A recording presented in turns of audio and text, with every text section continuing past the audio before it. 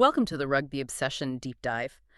Right off the bat, make sure you take a quick second to subscribe to the Rugby Obsession channel and newsletter, so you never miss out on these tactical breakdowns. Yeah, you definitely don't want to miss what we are getting into today. Exactly. So today we are pulling from some really detailed source material over at Rugby 365, and the focus is all on the Stormers, specifically 27-year-old double World Cup winning Springbok Damian Willemse, or Gaza. Right, Gaza.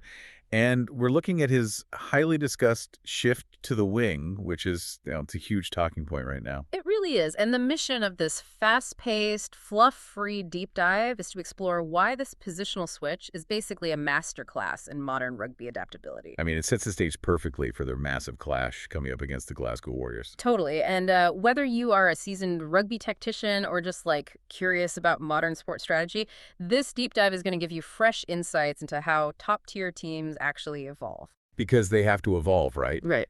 I mean, looking at the facts, Willemse has 49 caps for Rassie Erasmus's Springboks. Right. 49. And he most regularly plays fullback. But, he's also highly skilled at fly half and inside center. Yeah, which are usually the playmakers. But now the Stormers are utilizing him on the wing. Exactly.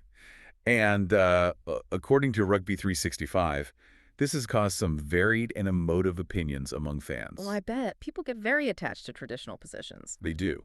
But Willemse, he sees only positives. He actually called it a great addition to the team. Well, let's break down why he's thriving out there. Why put a playmaker on the touchline? So, leaning on the source material here, moving him to the wing really bolsters the team's adaptability, especially against the opponent's kicking games. Right, because modern rugby is so heavily dictated by the boot. Exactly. It demands that a player be just rock solid under the high ball in those wider channels. And Willemse pointed out himself that, a number is just a number. Which is just proof of his elite team-first mentality. Yeah, absolutely. It's kind of it's like a multi-tool in a survival kit. Oh, I like that. Right, sure, you might primarily use the knife, but suddenly needing the pliers is what actually saves you. That's a great analogy. Thanks. But I do have to push back a little. Or ask a question, really. Go for it.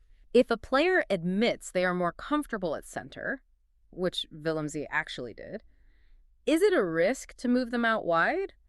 Or is this simply the mandatory evolution of the interchangeable modern rugby player? Well, I think it's exactly that evolution. You have to be versatile now to survive on the pitch. That is such a fascinating debate. Actually, I want to pause and ask you, the listener, what you think. Do you prefer players sticking to specialized positions, or do you love this modern versatility? Drop your opinions in the comments. And right while you're doing that, make sure to subscribe to the Rugby Obsession channel and newsletter. The comments on that are going to be really interesting, especially because, Willemse actively refused to give away his tactics regarding his interaction with the centers inside him. Right, keeping it totally under wraps. Exactly. It's this secretive tactical advantage. And that leads perfectly into why they need every single edge they can get right now, which is their upcoming top-of-the-table match. Oh, the Glasgow Warriors litmus test. It's a huge top-of-the-table clash. United Rugby Championship, round 16. I mean, the stakes are just incredibly high. They must win to regain their top two position. It's do or die. It really is. And Glasgow poses a massive threat. According to the source, Glasgow has actually won the last 5 matches against the Stormers. Wow, 5 in a row. Yeah, they are what the article calls an all-court side. Meaning they can beat you in multiple ways, right? Exactly. I mean, they have a great set piece, a really potent kicking game, and, super dangerous outside backs. Which sounds like a nightmare to defend against. It is. But Willemse points out something really interesting about those 5 losses. He noted that the losses last season were agonizingly tight, right up to the 70th and 75th minute. So they aren't getting blown out early on. It's a late-game collapse. Right. And his strategy for this is basically focusing on our own stuff rather than fixating on the opposition. See, I have to challenge that logic. Okay, why? Well, if a team has beaten you 5 times in a row, can you really afford to just look inward?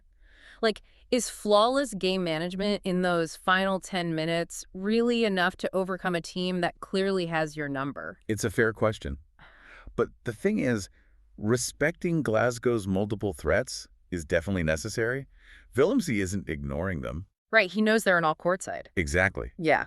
But synthesizing his point execution by both the forwards and the backline in those decisive final 10 minutes is literally the only way the Stormers will break the losing streak. So it's about controlling what you can control when the lactic acid builds up and the pressure is on. Bingo. That's when you need a guy like Willemse out wide to just secure the ball and not make a mistake. That makes total sense. So to wrap up the core insights here, Yeah. Damian Willemse's move to the wing, it isn't a demotion or some random experiment. Not at all. It's a calculated positive evolution that really highlights the interchangeable nature of modern rugby.